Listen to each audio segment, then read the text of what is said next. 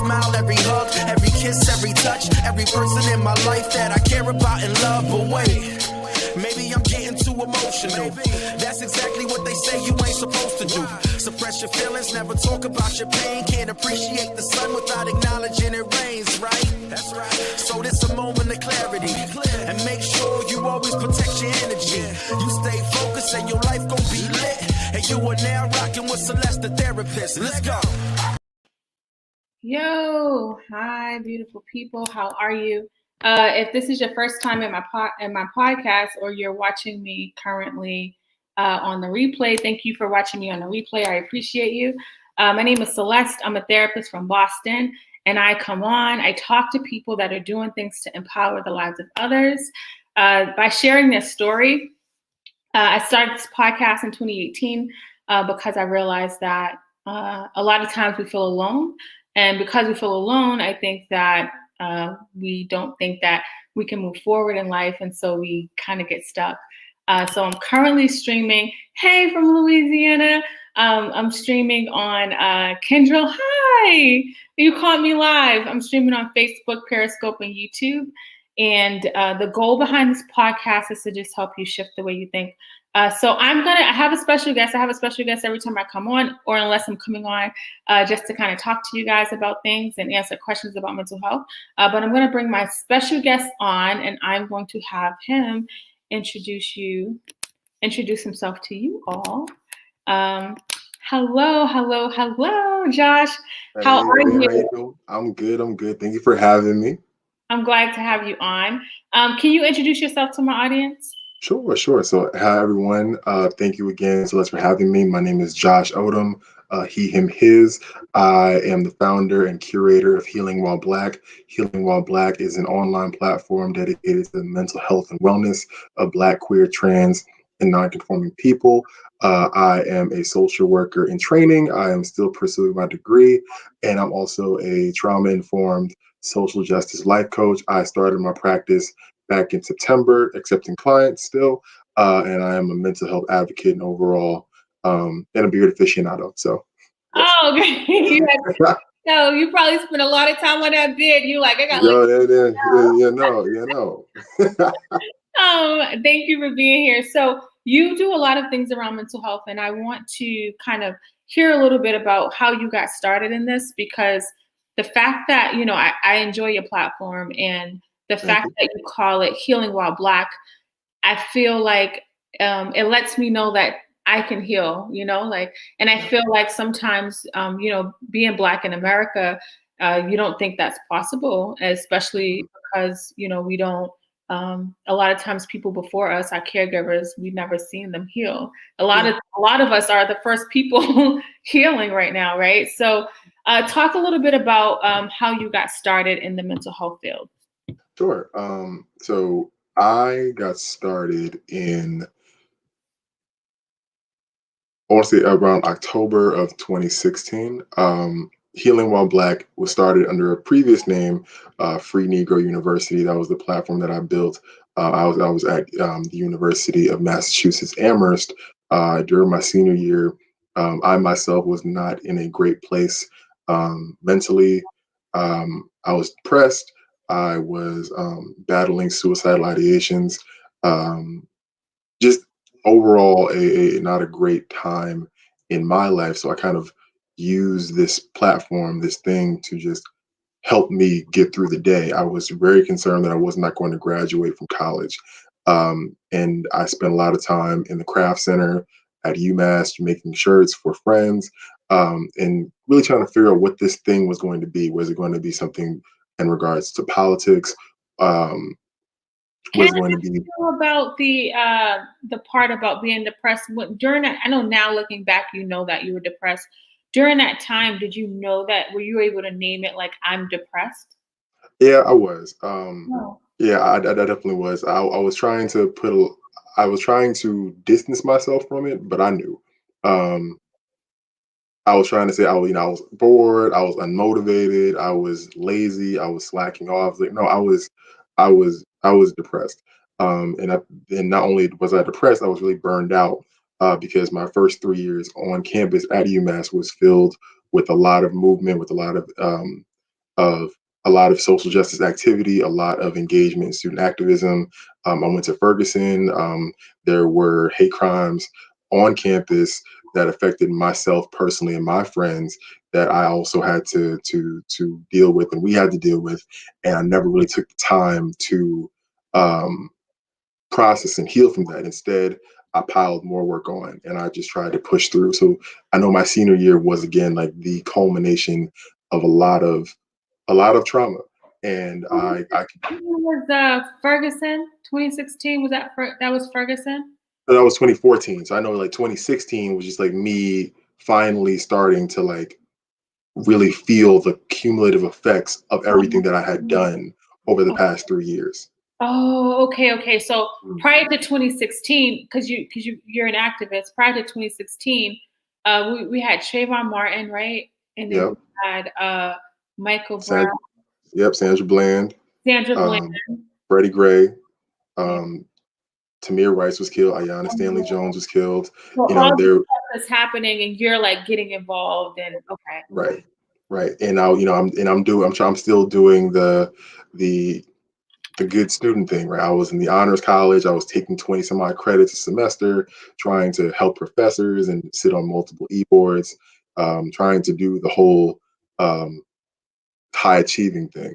So and all of that, that could be your coping mechanism, your it, vice. oh, it definitely was. It definitely was a Or coping mechanism. yeah. Yeah, it definitely was a coping mechanism, um, and very much so. Exacerbated this breakdown that I was going through my senior year. So um, so healing while blacks kind of started as me trying to just get through the day because I wasn't going to class, I wasn't doing what I needed to do in regards to school, so I needed to find something to occupy my time. And then eventually I graduated with a still pretty decent GPA, I would say. Um, and I stayed in UMass. I stayed at UMass for another 2 years for graduate school, and that's when my page started to grow. I eventually came into the mental health field because I was really disillusioned with the graduate program that I was in at the time. Um, and so I kind of went down the list of things like, do I want to go? I knew I wanted to be a mental health professional. Do I want to be a psychiatrist? I don't want to go to med school. Do I want to be a psychologist? I don't. I'm really not in the business of diagnosing people, especially not Black people. That I didn't want to do clinical psych. So I eventually landed on social work. And then for some reason, in April of 2019, my page was randomly deleted. Um, got it back, thankfully. But then when I got it back, I decided to just change the name and have the page be reflective of this shift that I'm going through right now. I was going through personally. I want to do more about mental health and wellness. I want to do more about trauma. I want to do more about increasing conversation around, especially Black folks, Black men, Black queer folk, Black trans folk, about our mental health, about our mental wellness, and kind of document this process that I'm going on to ascertain my MSW. It has been, as we were talking about backstage, it's been up and down with COVID and with moving and everything. But you know, I really am excited to continue down this journey and have my page be reflective as such. That's dope. I want to go into 2020, but before I do that, because one of the things my podcast is known for is people finding hope through someone's story. You mentioned that you were having suicidal thoughts and depressed. How Mhm. did you get over that hump? Because it sounds like one of the things in Josh's story, everybody doesn't turn to drugs or alcohol. Some of us Mhm. turn to work, some of us turn to school, and I think people like you, it's a lot harder for people to catch because on the outside it appears that you're fine, but in the inside Right. it sounds like you're struggling. What Yeah. allowed you to get over that hump and get through that time period? Yeah. So a lot of it was due to therapy. I knew that um, so I not even suicidal thoughts. I did attempt to end my life, and that wasn't the first time I have attempted suicide, um, and it really did take a lot of real clinical intervention by the help of an amazing psychologist, Black woman, and also a lot of complementary and alternative modalities to heal, in terms of really um, critiquing the systems that we are under. Because I think that was the thing that really was painful, is that we're talking about what's going on with me. I'm being pathologized, right? And of course, I need help, but no one is talking about the fact that I and my friends were the survivors of a racially motivated and anti-Black hate crime. We're not talking about that as a part of the healing process. We're not talking about that as part of the treatment plan, if you will. So the fact that I had a culturally competent psychologist, a professional, to help me and to not make me feel that I was somehow deficient or sick. I mean, that was a huge thing for me, to move past that, and really wanting to embody that and pay that forward. Because again, that's why I pushed away from psychology, because I know a lot of that was, my therapist told me a lot of her job was diagnosing Black people's rage, and I don't want to do that.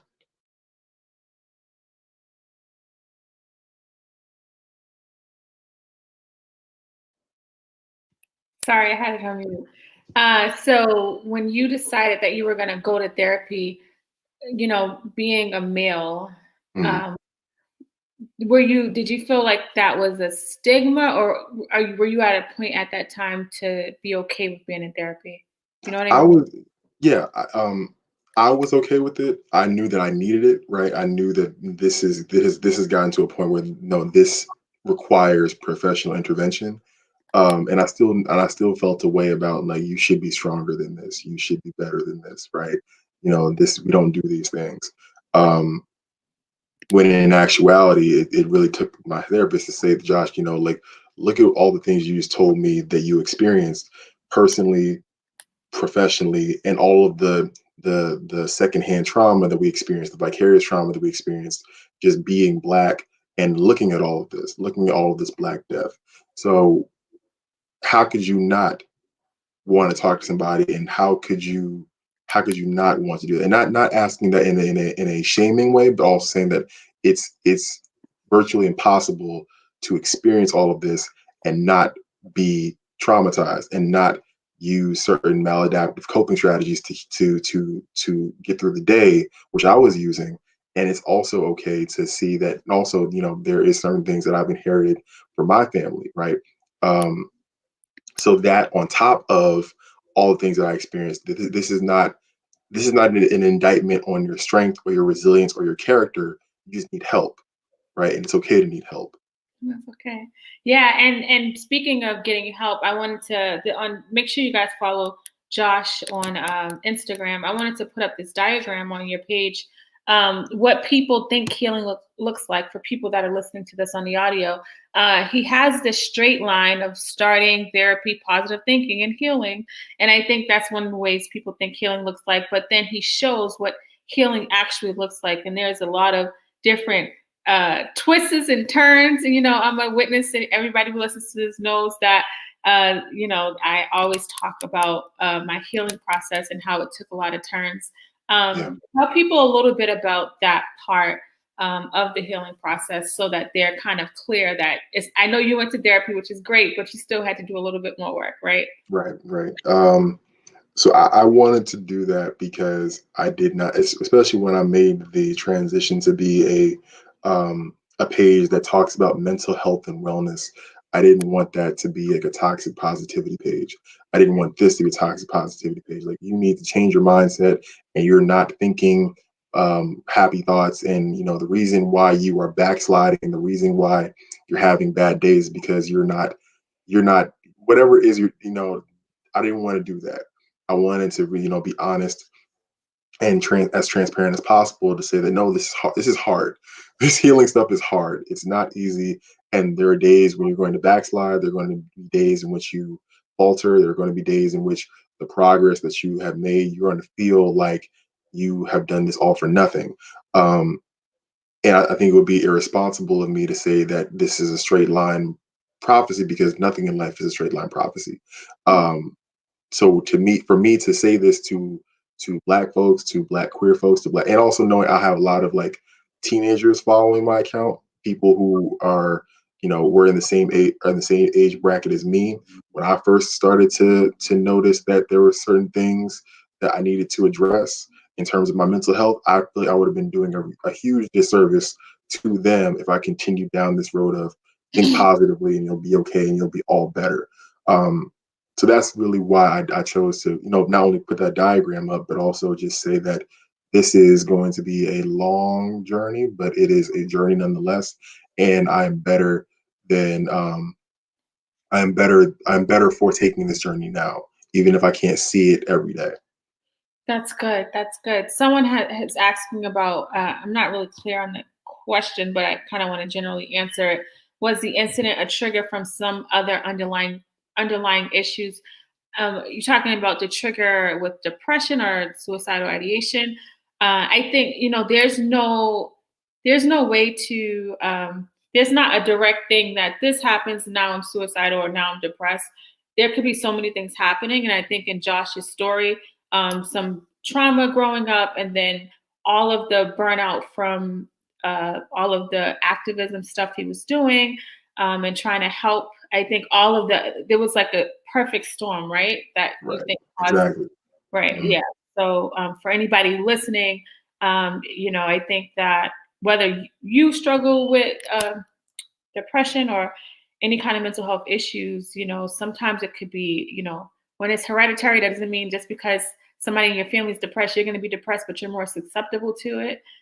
Incidents happen that pile up, and especially in Black and brown homes, we don't really talk about those incidents, and they pile up, and then something else happens, and that last thing that happens ends up being the icing on the cake, right? Because I always tell people we play Russian roulette with our mind when we don't take care of it and when we don't acknowledge or process what's happening. And because of that, everybody's breaking point looks different. And so instead of trying to get there, I think it's important for us to process, right? Is that fair to say, you think? Very fair to say, very fair. Okay. So now I want to go into 2020 because me personally, I would say I felt like I was really naive about race in America. I thought that, life was just hard. And I thought that I thought that there was no real racism, honestly. I didn't understand white. I didn't understand what's the word? White privilege. I didn't get it, And then Trayvon Martin, Sandra Bland happened. All this stuff happens. Thank God for the internet and social media, because now I'm seeing things in other parts of the country that you don't really see. And now I'm starting to think, right? Now we fast forward to 2020, and everything we've seen on TV, unfortunately, I've been hearing stories like this in my practice, right? But kind of seeing it, I think, did something to people. Talk to people a little bit about, 2020 and everything that kind of started transpiring. And I'm sure that was a huge trigger for you, given the fact that you're an activist as well. Yeah. So I wanted to just highlight and resonate with what you said about this perfect storm happening in 2020. Has been a perfect storm for a lot of people, considering that we don't have the same kinds of comforts, we don't have the same kinds of spaces to come together and at least have some reprieve from all of the hardships of life, especially life while Black. And you combine that with a lot of people were not able or not still are not able to get in contact with their mental health professionals. Some folks who are struggling and battling addiction, they can't go to meetings. They haven't been able to go to meetings, and telehealth is not working. So they're cut off. It's also on top of the stress of the election, and then the economy is still not anywhere where it needs to be. People are unemployed. So all of these things just compounding on top of each other month after month, day after day, since the start of the year, has been destructive for a lot of people's mental health. And then we throw on the fact that Breonna Taylor was killed, Ahmaud Arbery was killed, Elijah McClain was killed. This year has been the deadliest year on record for Black trans women. And you start to feel like you for me, I started to feel like I don't know where to turn just to find some safety, to find some security, to find some comfort. And that was that. And I think that what we saw in regards to Minneapolis is, again, like, this is again a perfect storm of things happening. This was going to happen if we were not going through COVID, right? If we were not going through this pandemic. But the fact that we put all of these stressors that disproportionately impact Black people on top of one another, what did people think was going to happen, right? This is the logical outcome to people, Black people, feeling like, and not even feeling, being treated as if they are subhuman, from every aspect, from every arena, from every industry in society. So I've been having conversations with a lot of folks who are somehow surprised by the uprisings, buildings being burned, and police cars being set on fire. My question is, well, what did you think was going to happen? Right? You look at all of this violence that Black people have been experiencing. You look at, and then you made the point of social media and the internet, right?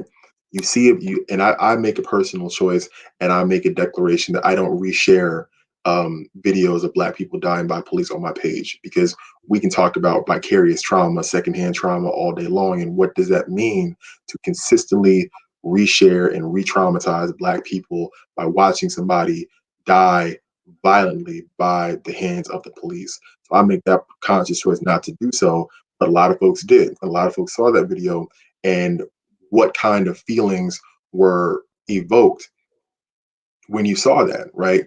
I know for a fact my body responded in the same way that I felt when I was 17 and I found out Trayvon Martin was killed. My body responded in that same way, that same trauma, that same stress engulfed me. And to talk about that mental health aspect, it's really hard to speak to mental health when the same systems that consistently traumatize us still stand. So I know I say all that to say, it really is important this year that we have these conversations about, well, what does healing look like for Black people, and can healing truly be ascertained if these same oppressive structures are standing. And I think that's also why, not I think, I know that's also a part of the reason why we saw so many conversations around police abolition this year. And it's been such a part of the mainstream discourse, at least during the summertime, because we have to have that conversation around what function do the police serve in our society, and what role do they play in the traumatizing of Black people. Yeah, no, this is good.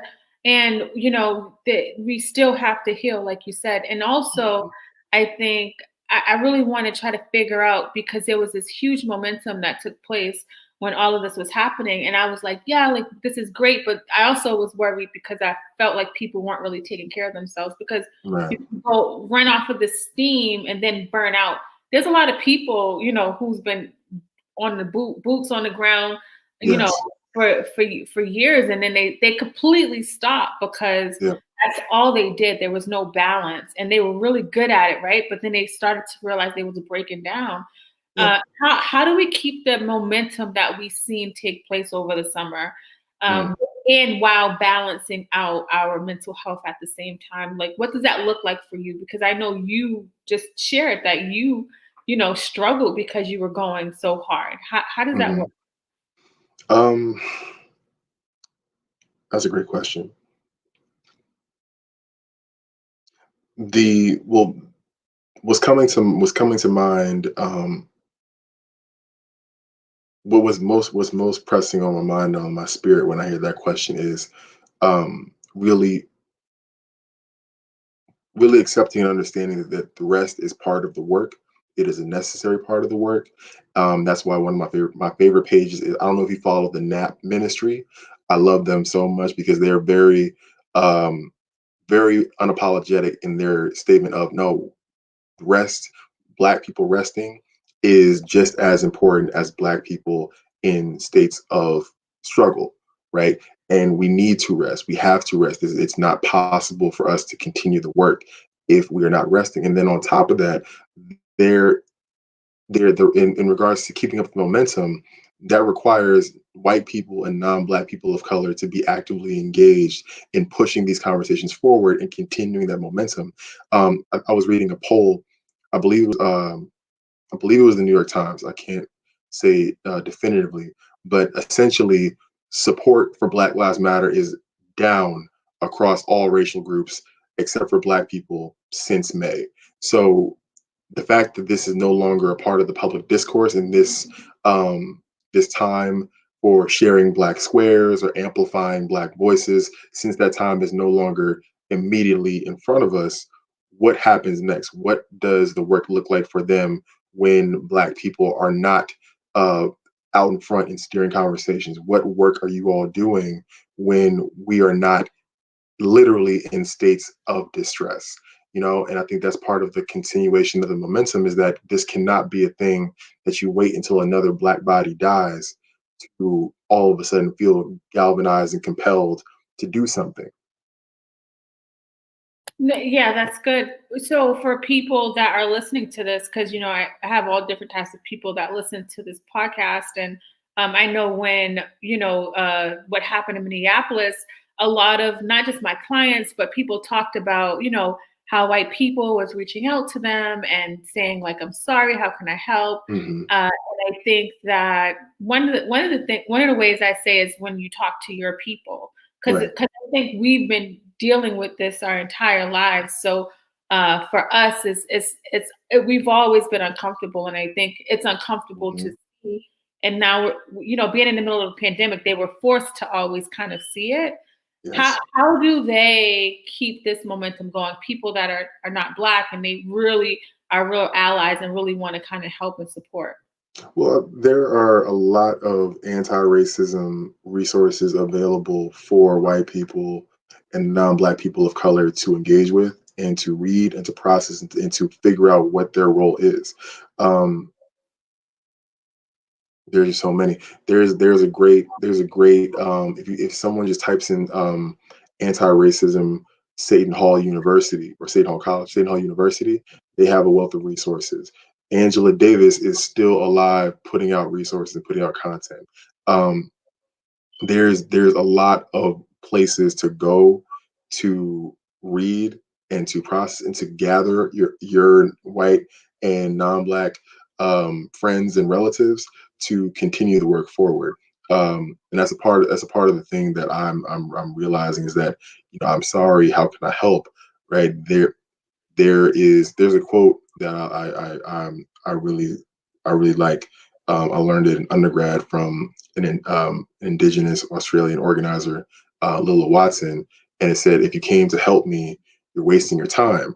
But if you came because you know your liberation is bound up with mine, then let's work together. And here's how you can do the work in educating and gathering and diverting material resources to Black people whose lives and bodies are consistently on the line." I love that so much. That's really good. So we got people that can how we're learning about how we can keep the momentum going, not just Black people, but people that are allies as well. That's how we can keep the momentum going. How can one continue to heal while Black? We are in November 2020, and I don't want you all to wait until the 1st of January, because you know how we have, I want us to get our life together like in this moment now. What Mhm. does healing while Black look like for people? Even out, we're dealing with the racism stuff, but just in life in general, like Yeah, what does that look like for our people? yeah. So I'll speak to what healing while Black looked like for me, because I'll just speak to that for me. And I know I also want to acknowledge the fact that there are there are boundaries and barriers by which Black folks can't access a licensed mental health professional. Um, there are a myriad of such, and it's not their fault. We um, are we're experiencing a moment in which we're just.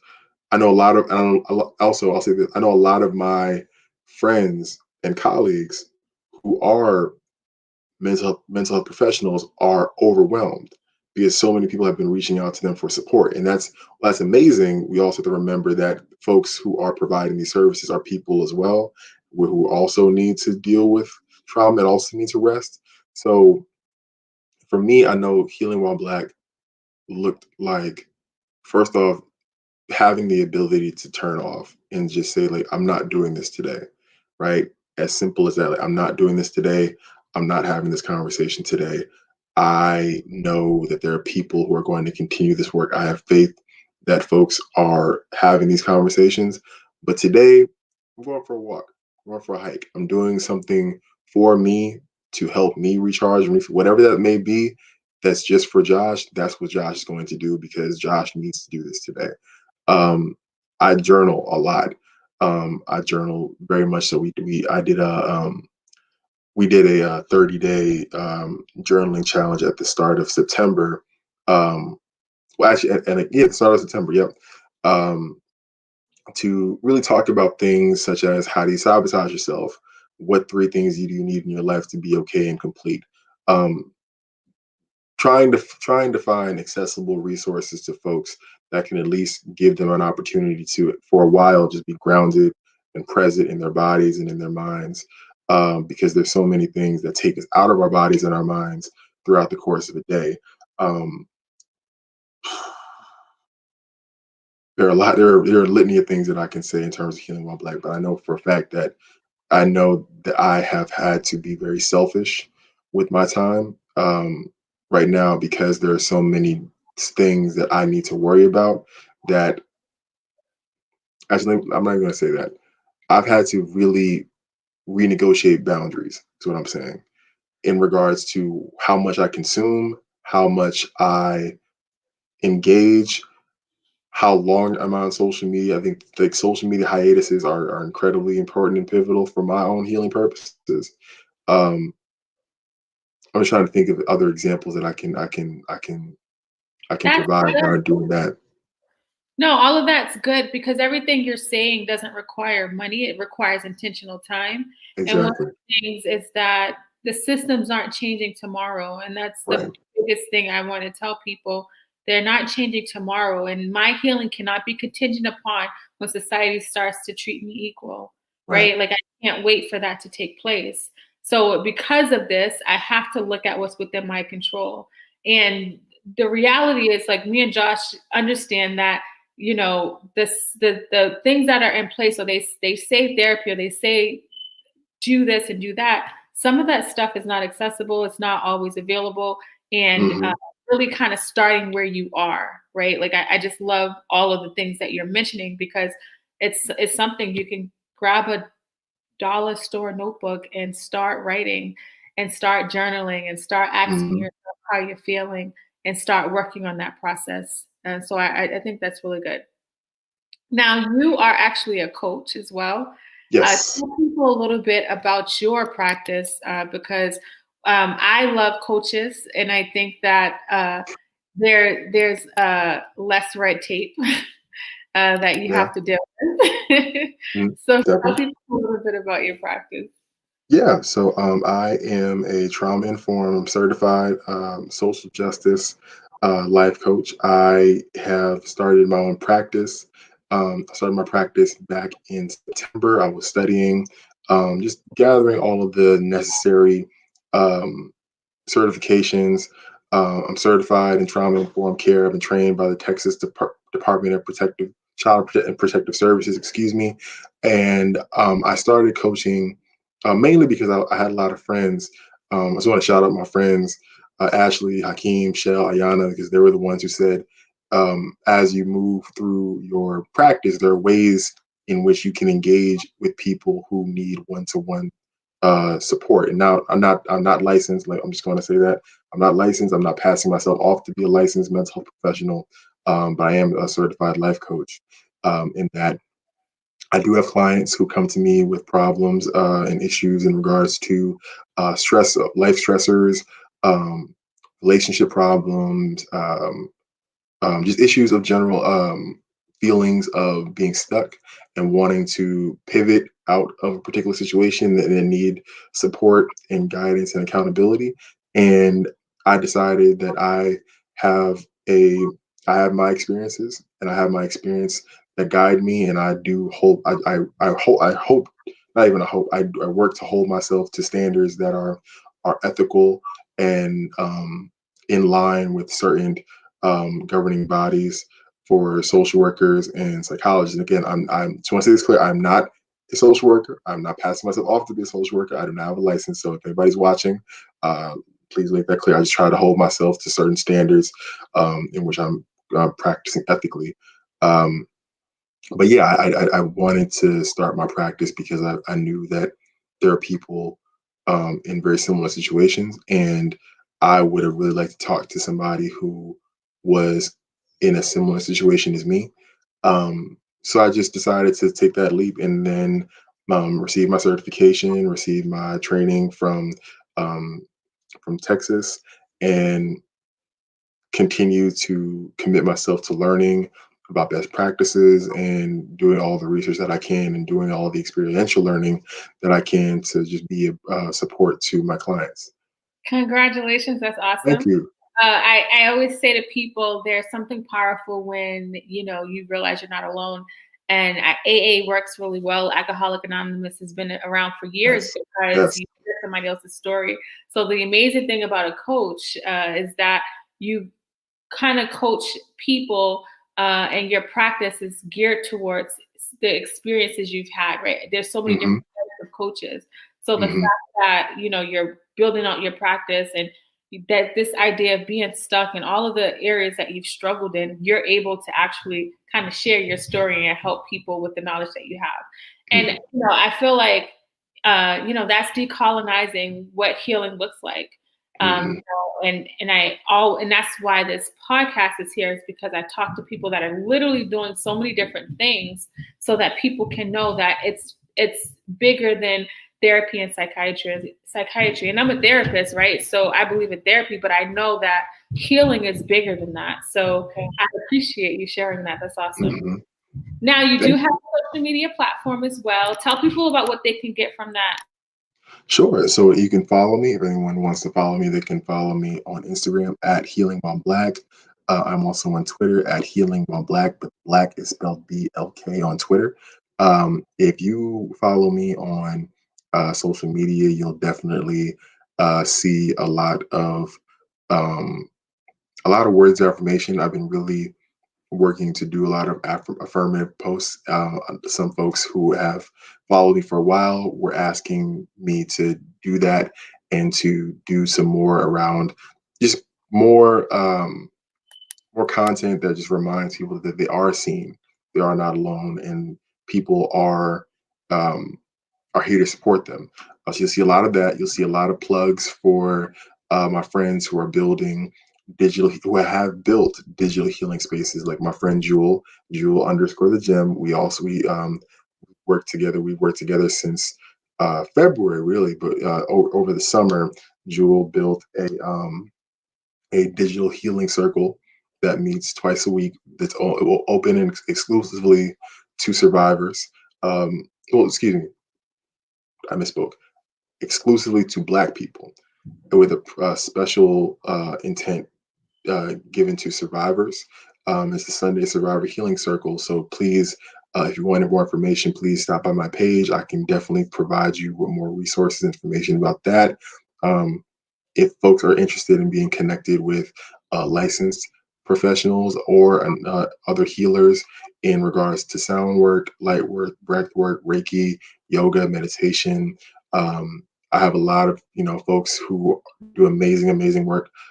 Black folks, Indigenous folks, queer and trans and non-conforming folks who are doing this work, who want to provide support and services to other Black and Indigenous, queer, trans, and non-conforming folks.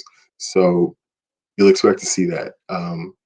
You may see me making fun of Umar Johnson on my page, maybe every now and again, but that's just a thing that I feel like when I'm in the spirit. Oh, that's good. And you definitely, help Black people be seen by you're unapologetic on your platform, which I love. Thank Uh, you. Before you go, one of the things I ask all my guests is if somebody is listening to this story and they want to kind of start their healing process, they're like, oh my gosh, I understand Josh's story. And where do I start? Like, what would you say that they can do right now? Because I'm all about actionable, concrete steps that they can take. What can they do right now to just kind of start this process, you think?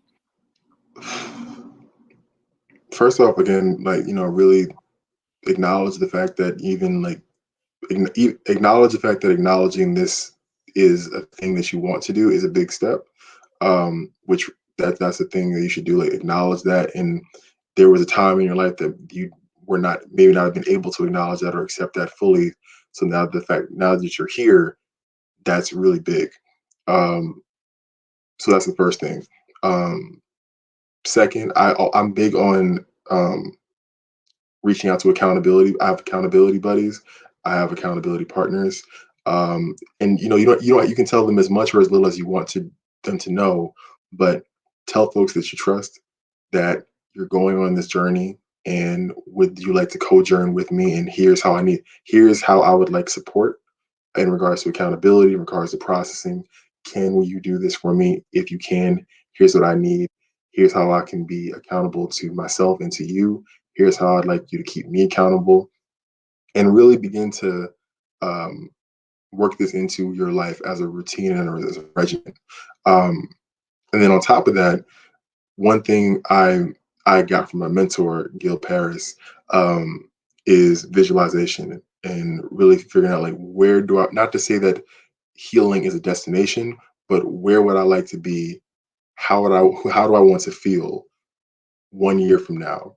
And then work backwards. So what do I need to do to move ever closer to that goal? How do I want to feel? What I want to do? What thoughts do I not want to overtake me? And what do I need to do? Very specific, measurable, actionable steps, as you said. What do I need to do to get to those goals? And who might I need to bring in to help me on those goals? That's really good. Acknowledging, you cannot work on an issue if you can't acknowledge. And the fact that you can acknowledge, that you are able to acknowledge that you need support or you need help, that's a huge, huge deal. And the accountability thing is so good, because a lot of times when we're in a negative space, we start to believe the lies that our mind is telling us. Yes. And so having that, like, positive support can counteract those thoughts. You're literally like setting up an environment. And then the last part around it, building up the consistency and the strength, as you're doing this work, it may not feel like anything's happening. And that's okay, because you're literally introducing a foreign concept to your system. So it's going to take a while for it to get acclimated. And so I love all of those things that you're sharing about people and how they can work on, like, starting this process. It's really good. Mm-hmm. Josh, thank you so much. So don't forget, guys, you can follow him on all social media, on Twitter and on Instagram. You can also check out his page, healingwhileblack.me. And any last words you want to tell the people? I appreciate you for making time on this holiday. Oh, of course, I appreciate you too. I hope everyone. No, of course, I know. I hope everyone had a happy and safe holiday. I hope it's been an opportunity for folks to commune and be safe and be with people that you love. Yeah. So if you want to talk, just hit me up. Yay! I'll be hitting you up, Josh. Bye. Thank you. Love you, Pam. Oh, that was so good. So that's a wrap. That was Josh from Healing While Black. I found his platform on Instagram, and I love it. I think that it's important for us to heal, and I'm all about it. And, this diagram that I showed earlier, the zigzag one is what healing really looks like. Unfortunately, there's a lot of this, think positive and do this and do that, everything's going to be fine. It's a struggle, but it's a really important struggle that can really, you can really work on having peace despite all the chaos that's happening in the world today. So thank you guys for rocking out with me. We'll be back Monday with a new episode, 8 p.m. Eastern Standard Time, 5 Pacific. Love you guys, and I will talk to you later. Smile, every hug, every kiss, every touch, every person in my life that I care about and love. But wait, maybe I'm getting too emotional. That's exactly what they say you ain't supposed to do. Suppress your feelings, never talk about your pain. Can't appreciate the sun without acknowledging it rains, right? That's right. So this a moment of clarity. And make sure you always protect your energy. You stay focused.